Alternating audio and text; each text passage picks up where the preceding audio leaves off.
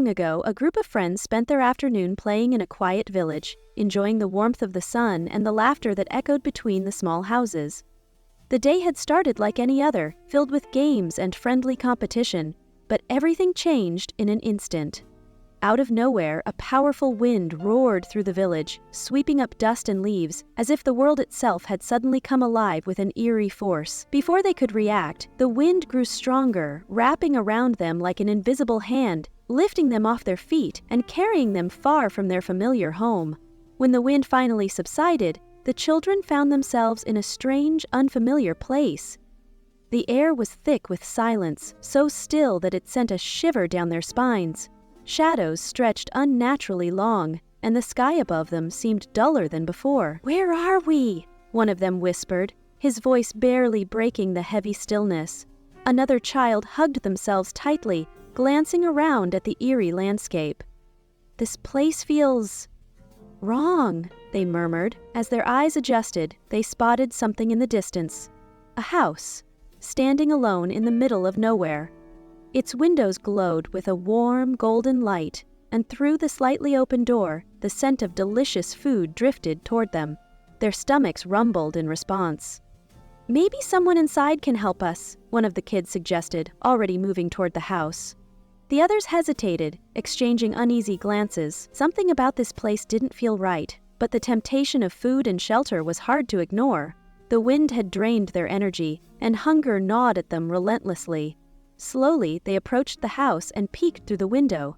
Inside, a massive wooden table was covered with the most incredible feast they had ever seen. Steaming hot bread, fresh fruit, roasted meats and cakes piled high with rich cream. It was the kind of meal that seemed almost too perfect, too inviting. Then, without warning, the front door creaked open on its own, its hinges groaning as if whispering an invitation.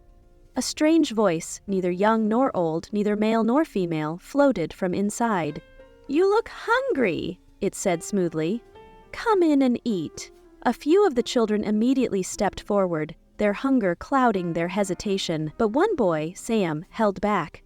A deep sense of unease settled in his chest, and his instincts screamed at him to stay away. Something about this was wrong. "I don't think we should go inside," Sam warned, his voice firm. His friends turned to him, their expressions torn between craving food and listening to his caution. But as their hunger grew unbearable, they began stepping toward the open door, their minds set on filling their empty stomachs. No matter the risk, Sam stood frozen as he watched his friends disappear into the strange house, lured by the irresistible scent of warm bread and fresh fruit. His gut twisted with unease. Something about this place wasn't right, but no matter how much he wanted to stop them, he knew he couldn't force them to listen. Beside him, his little sister Soy clutched his hand tightly. Her eyes, wide with fear and hunger, darted between the open doorway and her brother's face. "Sam, I'm so hungry," she whispered. "I want to eat too." Sam shook his head, squeezing her hand in return. "No, Soy," he said firmly. "Remember what Mom and Dad always tell us? When you're starving, eat to fill your stomach, not to fill your ego. This house, it's not normal." Before Soy could argue, a low, eerie sound rumbled from inside. Sam turned just in time to see something horrifying.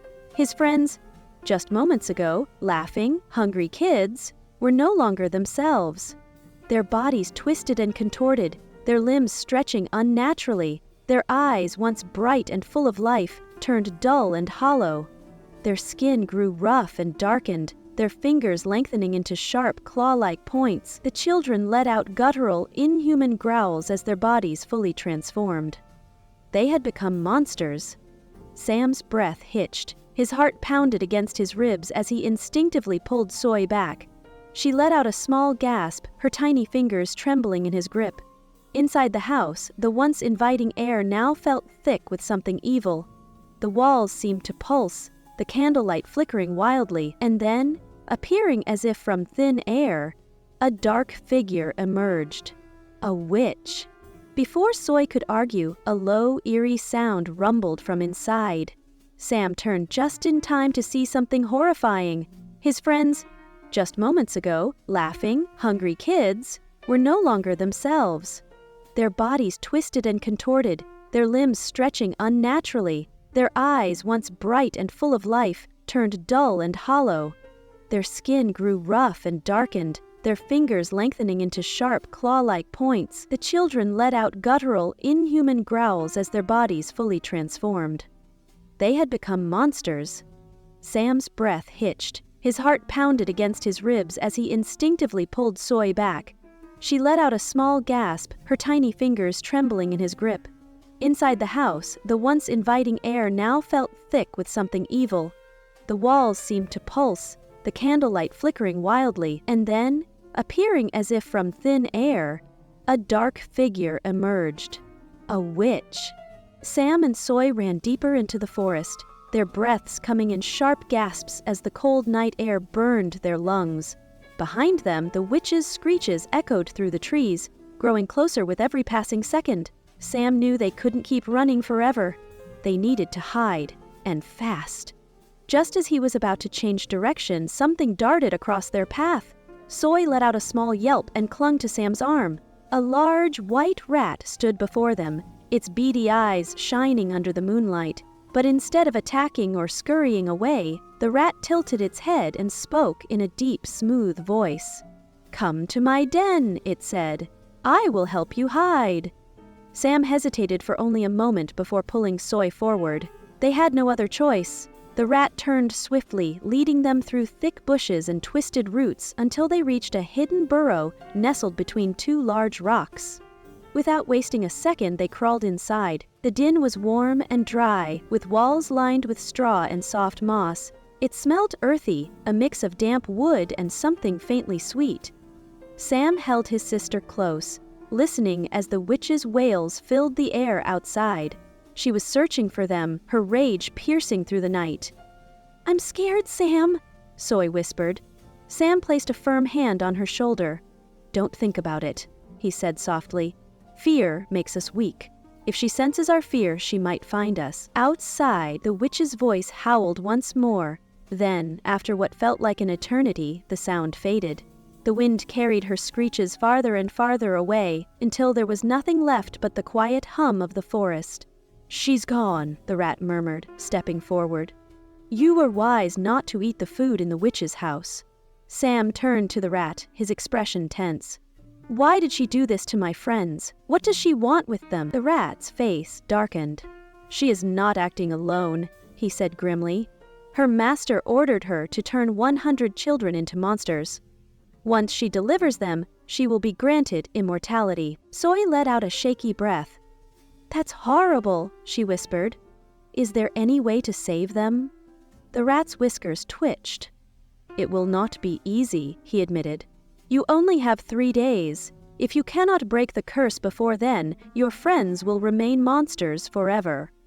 Sam's hands curled into fists. He could feel the weight of responsibility settle on his shoulders, but he refused to back down. "We have to try," he said, determination burning in his eyes. "Tell me what we need to do." The rat nodded. "There is only one way. You must find the magic mirror hidden in the mysterious temple far to the east. Only its reflection can break the spell." Sam stood up, his mind already made up. "Then I'll find it." The rat's eyes gleamed. "Hurry, time is running out." Sam knew what he had to do. Time was slipping away and every second mattered. He turned to Soy and gripped her hands firmly. "Listen," he said, his voice steady despite the weight of the moment. "You need to find a village and tell the people what happened to our friends. They might be able to help." Soy's eyes widened. "But what about you?" she asked. "I have to go east," Sam said with determination. "I have to find the magic mirror."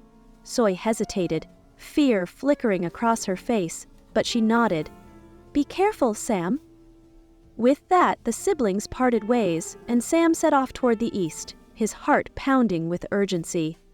The night air was cold against his skin, but he pushed forward, repeating his grandfather's words in his head. "Your words will help you find the way." After hours of walking, the sun finally began to rise, casting a golden glow over the land. Sam's legs ached, but he didn't stop. Eventually, he spotted a woman sitting on the side of the road, weaving a basket. "Excuse me," Sam said politely. "Do you know which way leads to the mysterious temple?" The woman looked up, studying him carefully. After a moment, she pointed down the road. "Follow this path until you see a big lake," she said. "On the other side, you will find the temple." Sam thanked her and continued on his journey. As he walked, he reached the edge of a steep cliff. Below, a small eaglet struggled in a rushing stream, flapping its weak wings desperately. Without hesitation, Sam climbed down, wading into the cold water. He scooped up the tiny bird just before it was swept away. The eaglet chirped in his hands, and as he climbed back up, a massive shadow fell over him.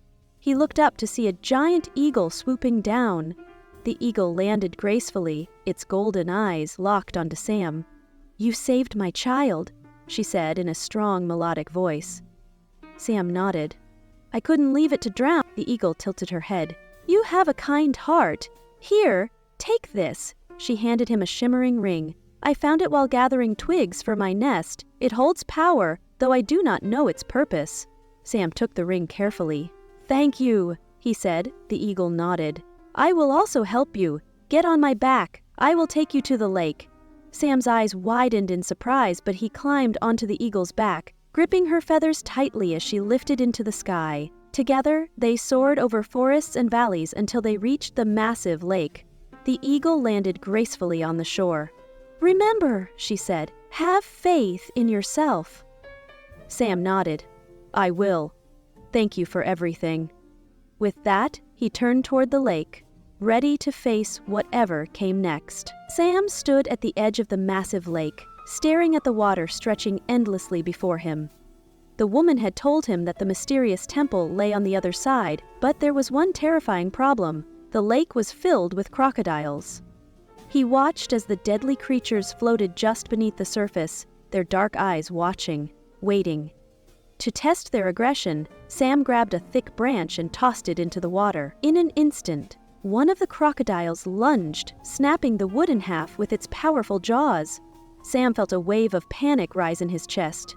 How was he supposed to cross? Swimming was out of the question. One wrong move and he'd be torn apart. His mind raced. He scanned the area, searching for anything that could help. That's when he noticed the tall trees lining the shore, their thick vines hanging down like ropes. An idea struck him. Sam hurriedly began tying the vines together, twisting them into a thick, sturdy rope. His fingers moved quickly, fueled by adrenaline. Once he had a strong enough vine, he climbed onto a nearby branch, gripping the vine tightly. He took a deep breath, then swung forward with all his strength. For a moment, it worked. He soared over the water, his heart pounding. The other side was just within reach, but then, snap! The vine broke.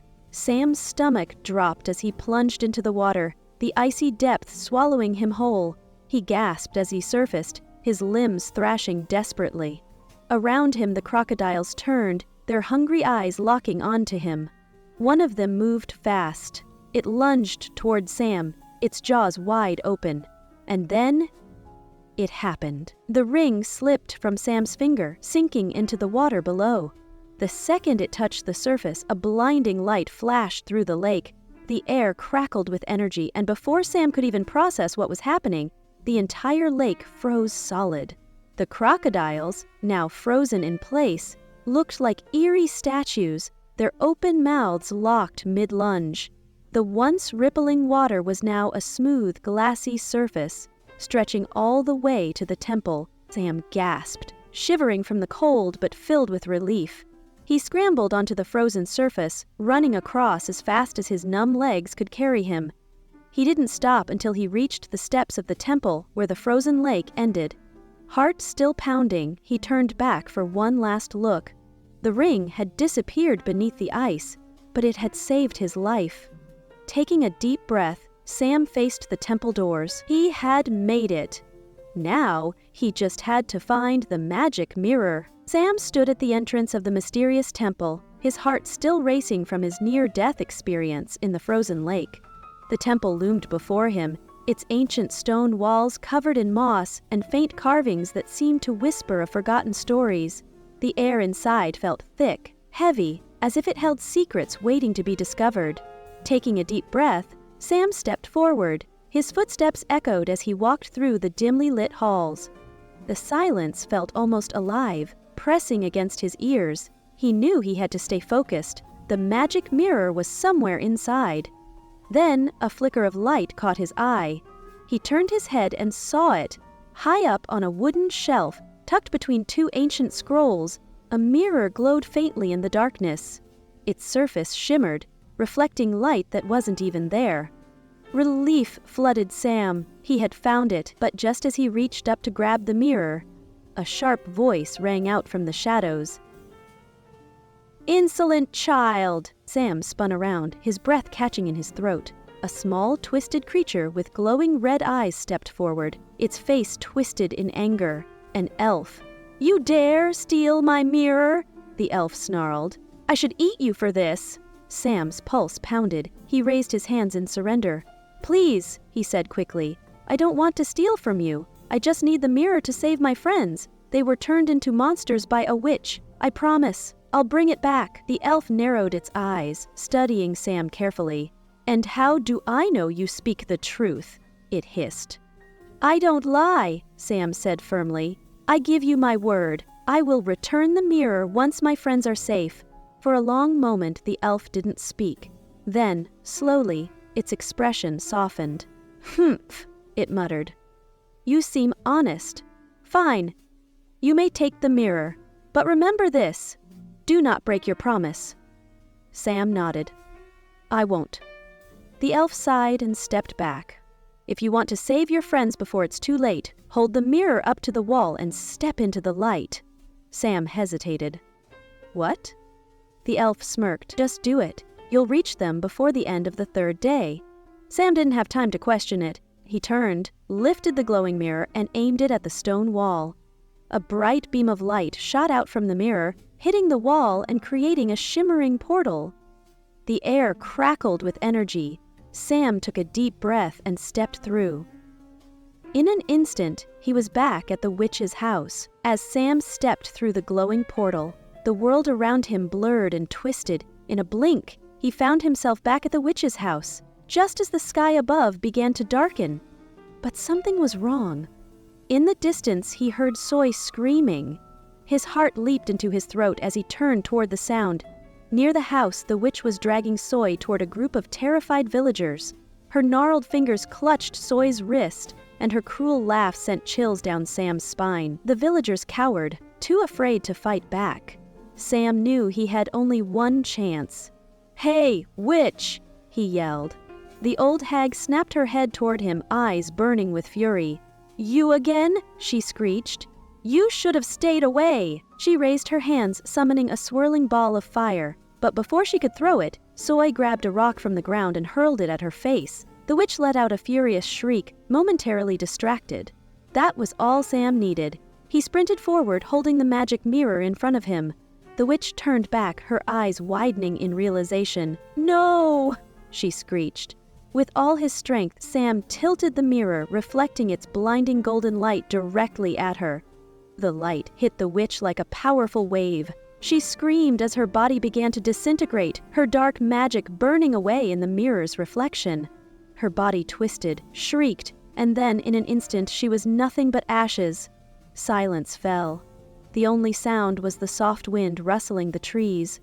For a moment, nobody moved. Then, Soy rushed forward, throwing her arms around Sam. "You did it!" she cried. But Sam wasn't finished yet. He turned toward the witch's house and raised the mirror once more. One by one, the golden light washed over his friends, their monstrous forms fading away. As they gazed into their reflections, their bodies slowly transformed back into children. A moment passed. Then, laughter, tears, cheers! The villagers clapped and danced as the rescued children embraced each other, no longer trapped in the witch's dark spell. Sam felt relief flood through him. It was over. Just then, a familiar voice spoke from behind him. "You kept your promise." Sam turned to see the elf standing there, a knowing smile on his face. "I was cursed to guard this mirror for years," the elf continued. "But now that the witch is gone, her curse is broken. You have set me free." He placed a hand on Sam's shoulder. "Take the mirror as a gift. Use it to help those in need." Sam blinked. "You mean, I can keep it?" The elf nodded. "You have a brave heart, Sam. Keep it safe." As the elf vanished into the wind, Sam looked down at the mirror in his hands. He had saved his friends, defeated the witch, and gained something even greater: the power to help others. A lesson of the story: Sam's journey wasn't just about bravery. It was about making the right choices even when they were difficult. He could have followed his friends into the house, but he trusted his instincts. He could have lied to the elf, but he kept his word. In the end, his honesty, courage, and selflessness led to victory. In real life, we all face temptations and challenges. Sometimes the easy choice isn't the right one. True strength comes from making decisions that align with our values, even when they're hard. Like Sam, we must trust ourselves, stay true to our word, and always stand up for what's right. Because in the end, it's not just about winning battles, it's about becoming the kind of person who can make the world a better place.